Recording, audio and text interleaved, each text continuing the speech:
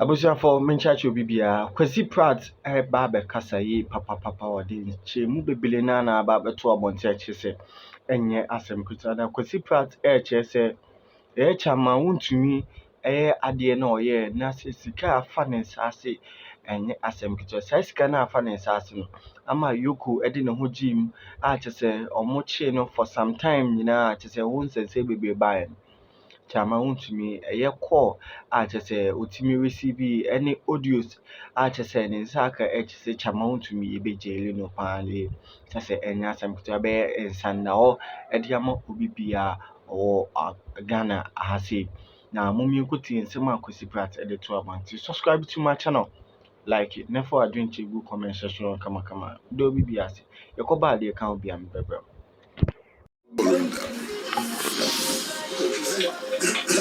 In any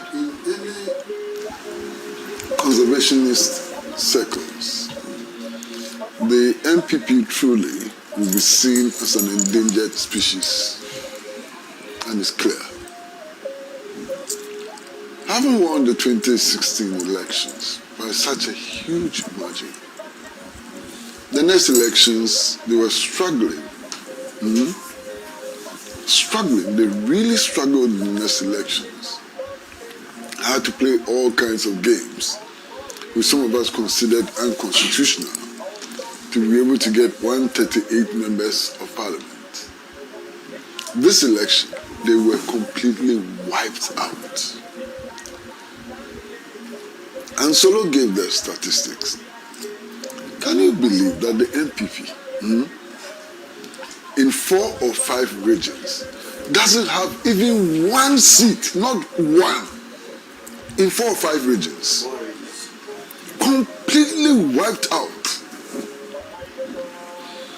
When the results of the elections were being announced, I was listening. And then in some polling stations, 0, 0, 0. Wiped out. Senna, one of the reasons why some of them thought that Dr. Bawumia would have been their best candidate was this attempt at regional politics. He comes from the north, so you bring in the votes from the north and so on. Look at what happened to them in the north. To the extent that even the northeast region where he's supposed to be coming from, they got only 3 seats. NDC got 3. 3. So this party has been wiped out. Look, apart from the fact that they didn't get any seats in 4 regions, in another 5 regions, they got only 1 seat each. This is an endangered species. And if you listen to them, the things that they themselves believe led to their defeat, repeating the same things all over again. Look at their performance. This is supposed to be a party led by lawyers. They claim so. Wontumi is arrested. You claim that his bail conditions are too harsh. And then you go and remove your buttocks and sit in front of Yoko headquarters. What is that? When you know that when bail conditions are too harsh, you go to court. That's the proper forum. And this leadership, what does it have to offer the country? Unbelievable. The way they even conduct themselves now. And then the race which is coming is very interesting. They mention about 3 or 4 names. It's not true. More than that. Look, I'm seeing something. I don't know whether it is true or not. But I'm sure all of you have seen it. And it's a statement which is attributed to their former national chairman. That if the courts would clear President John Dramani Mahama, there will be nothing wrong with him running for a 3rd term.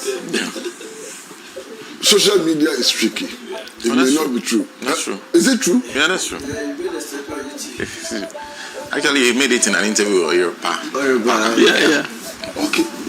So if you're former chairperson, national chairman, is talking like this. God bless you.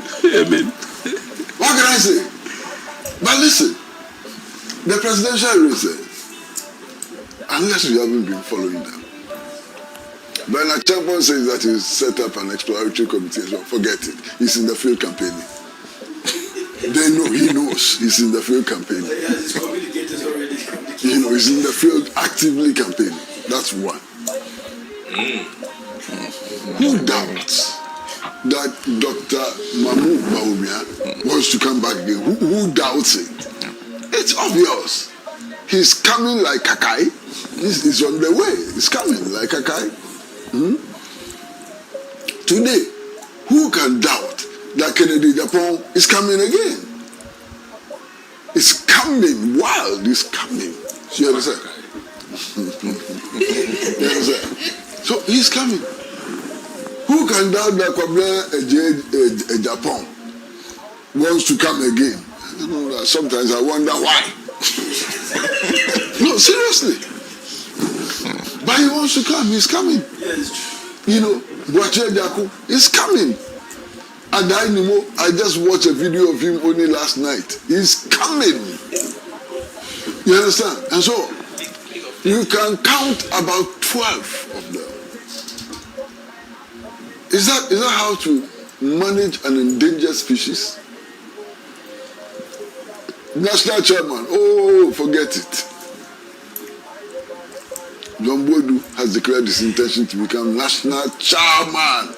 Chairman of NPP. He's coming. Wontumi, I actually had a telephone conversation with him. Says he's coming. These people, they don't know the plans he has. Nothing will stop him. He's coming. National chairman. Chairman Wontumi. Not for Ashanti, no. Chairman Wontumi for Ghana. He's coming. You understand? Now, it is obvious that they are not thinking about how to restructure the party. They are not even thinking about messaging, what message they should send out, and so on. It's all about, Kalambani. It's all about Kalambani. How do you rebuild this party? My prediction, if NPP doesn't get its act together, the 88 seats it has in parliament, it will lose 50% of that in the next election. You mark it on the wall. Mark it on the wall. If you continue like this,